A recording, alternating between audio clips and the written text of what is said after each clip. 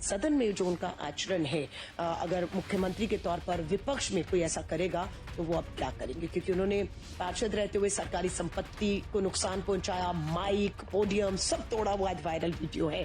सो मैंने उनको नसीहत दी है कि अब ये जो चीजें आपका पीछा नहीं छोड़ेंगी, चैलेंज अंदर और बाहर दोनों रहेगा। आइडियोलॉजिकल लड़ाई उसके साथ थी, है और रहेगी, और अगर कहीं लगेगा कि वो चूक रही है तो हम पीछा नहीं छोड़ेंगे। देखिए, मैं सबसे पहले रेखा गुप्ता जी को बधाई देती हूँ और शुभकामनाएं देती हूँ। जब रेखा गुप्ता जी का नाम अनाउंस किया गया तो मैं सीधा 30 साल पीछे चली गई। 2025 में हैं अभी हम, और 1995 30 साल पीछे गई। तब हमारे पास मोबाइल नहीं हुआ करते थे, एल्बम होती थी, एल्बम खोजी, उसमें से एक तस्वीर खूबसूरत जिसमें मैं अध्यक्ष पद का चुनाव जीती थी NSUI से, और रेखा गुप्ता ABVP से सचिव पद जीती थी, और दोनों ने मिलकर शपथ ली थी। वो वही तस्वीर है। उम्र हमारी 20 साल थी उस समय।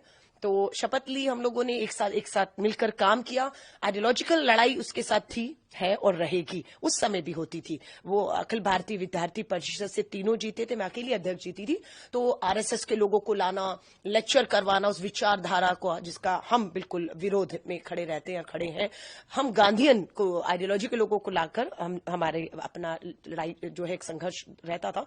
लेकिन मुद्दों पर जब बात आती थी तो रेखा और मैं एक अंडरस्टैंडिंग होती थी कि दिल्ली के मुख्यमंत्री मदन लाल खुराना जी हैं और देश के प्रधानमंत्री कांग्रेस से PV नरसिम्हा राव जी थे, तो सेंट्रल यूनिवर्सिटी है तो मिलकर करते हैं। तो हमने मिलकर काम भी किए।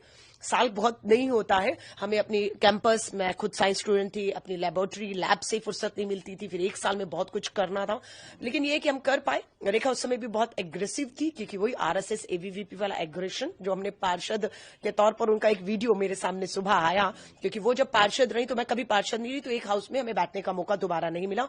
मैं जब विधायक हुई 2015 से 20, तो वो विधायक नहीं थी, तो सदन में भी बैठने का, विधानसभा भी मौका नहीं मिला। अब वो पहली बार विधायक बनी है। लेकिन उनका जो वीडियो मैंने देखा तो मैंने उनको शुभकामनाएं, बधाई तो दी है, लेकिन नसीहत भी दी है, क्योंकि उन्होंने भी शायद नहीं सोचा होगा कि वो सीधा पार्षद से पहली बार विधायक बनेंगी और मुख्यमंत्री हो जाएंगी। लेकिन सदन में जो उनका आचरण है, अगर मुख्यमंत्री के तौर पर विपक्ष में कोई ऐसा करेगा तो वो अब क्या करेंगे, क्योंकि उन्होंने पार्षद रहते हुए सरकारी संपत्ति को नुकसान पहुंचाया, माइक, पोडियम सब तोड़ा हुआ वायरल वीडियो है।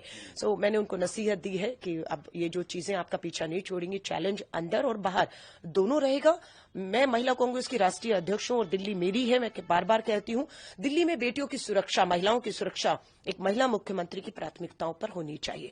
रेखा जी मुख्यमंत्री हो गई हैं, स्वाभाविक है उन्हें पूरी सुरक्षा मिल जाएगी, लेकिन उनकी प्राथमिकताओं पर दिल्ली की हर बेटी की सुरक्षा होनी चाहिए। अगर वो उस दिशा में काम करेंगी, महिला कांग्रेस की राष्ट्रीय अध्यक्ष होने के नाते पूरा समर्थन, सहयोग हर तरीके से मिलेगा। महिला आयोग की नई अध्यक्ष भी नियुक्त करनी होगी उन्हें, और अगर कहीं लगेगा कि वो चूक रही हैं तो हम पीछा नहीं छोड़ेंगे। मुझे याद है शीला दीक्षित जी को निर्भया के मुद्दे पर, महिला मुख्यमंत्री थी, घेरा गया था, पूरा बदनाम किया गया था। लेकिन आज हम बहुत आगे निकल चुके हैं। आज कोई इफ एंड बट नहीं, केंद्र में उनकी सरकार, गृह मंत्री, पुलिस, LG सब उनके हाथ में है, और वो कर सकती हैं, करेंगी तो बेहतर है, क्योंकि वो कामयाब होंगी तो दिल्ली कामयाब होगी, क्योंकि मुख्यमंत्री हैं। वो फेल होंगी तो मेरी दिल्ली फेल होगी। लेकिन चुनौतियां उनको अंदर ज्यादा रहेंगी, बाहर से मुझे लगता है की तुलना में। हाँ, काम नहीं करेंगी तो शायद लगता है कि ज्यादा चुनौतियां उनके पास होंगी।